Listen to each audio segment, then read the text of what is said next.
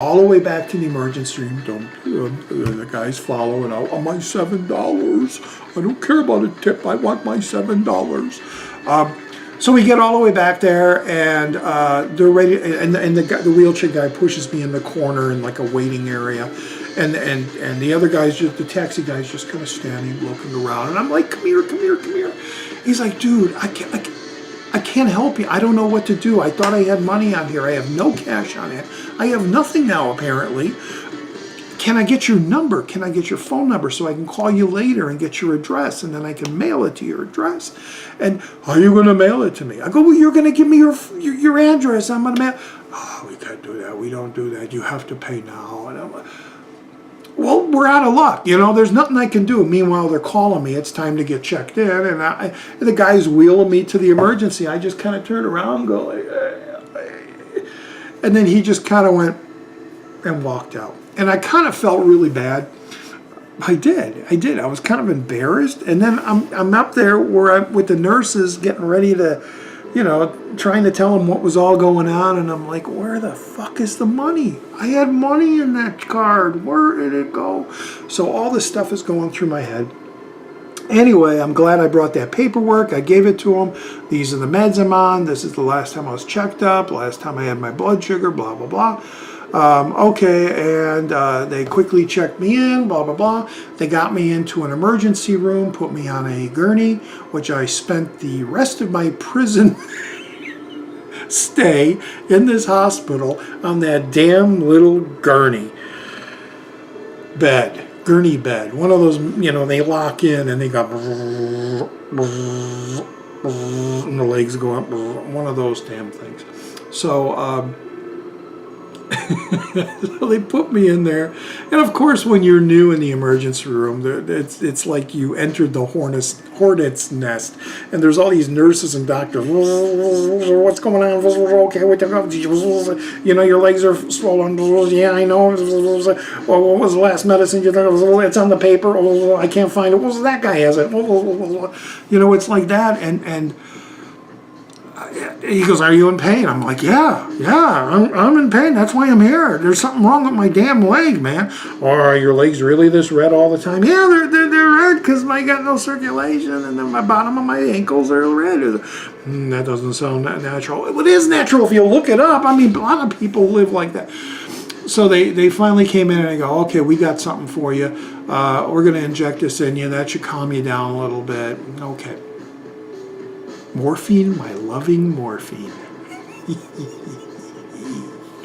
I don't think I've ever had morphine. I really don't think I've ever had morphine. I've had, there was something when I split my lip open, they gave me something that really got the pain away so they could actually stitch it up. I don't know if it was morphine or some other pain thing, but they actually told me, oh, it was like a suckable fizz-a-vidor. I was like, what's that? He goes, well, it's kind of like a morphine. So, okay. Took the damn thing. If you've ever had it injected in you, the first thing you feel, other than it being injected in your arm, is those two, you know, tendons that go up the back of your neck. That, you know, if you're not fat, you have that crevice, and you got these two tendons. You feel this tightness, this weirdness going up. It reaches to the top of your head, and it's just like a weird, warm thing. And then your eyes and everything just starts to get very relaxed. You don't slur because you're able to have a conversation and talk and everything, but you're just every body part, you just want to lay there and you don't want to move, and the pain's gone. It was wonderful. Although at that time, I says, people love getting high on this, don't they? I mean, it's like, they say like heroin and stuff is like the best thing, but why do people want to feel like this all the time? It's just so numbing, and it's just so, you don't do nothing. You just lay here. You know, I was going to say, well, I've done this and I've done that, and you get these weird hallucinations, and you get this and you get that.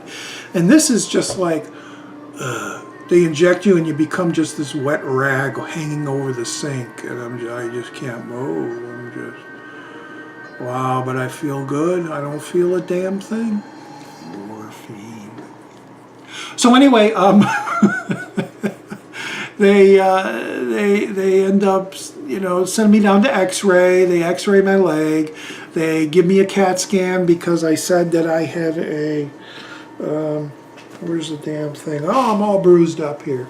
Right down here, I got this gash. I don't, that line there, that's like a gash. And I was like, well, I hit my knee. How did I hit up there? And they're like, are you sure you didn't hit your head? I'm like, no. So they sent me for a CAT scan, and they sent me for a chest X-ray, and they checked my heart out, and they checked my leg, which I was very surprised it wasn't even fractured. Not even broke, not fractured. It was just very, very, very sore and swollen. So after a bunch of hours of that, they pretty much just left me in the room. They took a lot more of my information, as they normally do when they're in the emergency room. And basically it was just sitting there and looking at people go by and seeing people much worse than me going, "Ah," as they're being wheeled by. And then they eventually, they're like, okay, we're ready to bring you up in your room. I'm like, oh, okay, you know, I'm going up to the room. And I didn't expect it was going to be my room. You know, I thought it'd be a room with somebody else or something like that, because that seems like how it used to be, at least in the hospitals I've been to. And so I got my very own room. They wheeled me in. They snapped me into place like a Lego. And I had control of the bed and the TV and the volume. And all the legs go up. Oh, if you raise it like the legs up and the back up, you get this little pocket for your butt and you don't slide. It's nice.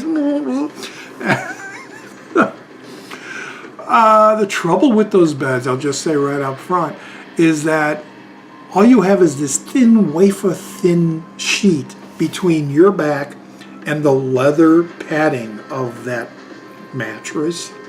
Padding that's on the bed, and so you instantly sweat. Especially if you're a sweater or a big guy, your back is constantly soaked all the time, and it's extremely uncomfortable.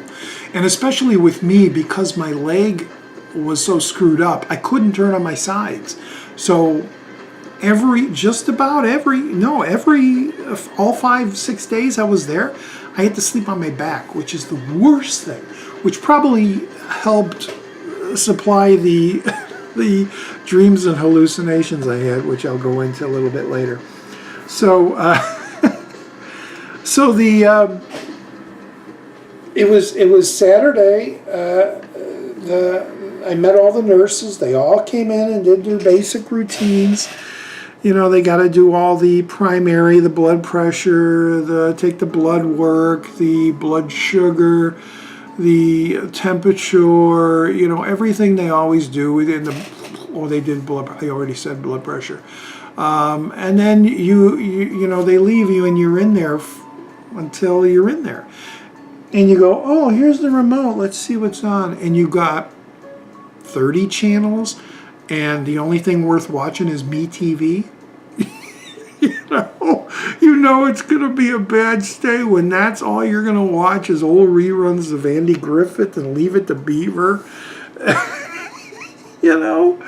And considering everything, I'm not a sports fan, so those sports channels don't do nothing for me. I'm not a news guy, so I don't care about what the news is going on.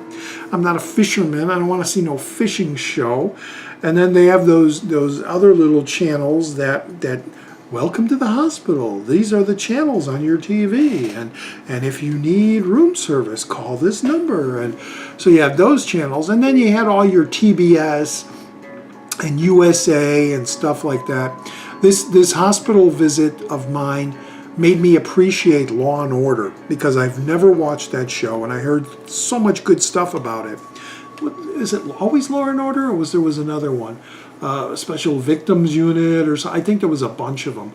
There was one with Ice-T. There was one with Richard Belzer. Anyway, I started watching those, and those are great. Those are compact little shows. You know, you got the crime, you got the mystery, the catching the guy, then you got the court, and then you got the solving of the case. They are all perfectly compact. No wonder that show was a hit. So a lot of times I watch those shows. So anyway, yeah, it was Saturday night, and I wasn't feeling kind of funky. I was pretty not feeling good. And it was around, let's see, I was down there. It was around 4 p.m. And they said, oh, you're going to order lunch or dinner. I was like, oh, okay. I don't have a menu. I don't know what to order. Oh, and then they brought me the menu. And I held it like this the rest of the week. Because it was mine. It was my food, my free food for, well, not free, but I don't have no idea. I know how long this is. I just hope they're in good chunks. This should be a good place to start a new chunk, hopefully. It's a half hour. So I ordered, what did I order the first day? Oh, I didn't order. They just said food was coming for you. That's right. The first day food was coming for you. And I got this big plate of tilapia with rice and lime to squeeze on the tilapia and a fruit cup and a drink and orange juice. And I was like, okay, this is cool. I'll eat this. And I ate that. And I wasn't really feeling like eating because my leg was hurting. So I left a lot of the rice. I ate a lot of the fish because I'm a big fish guy.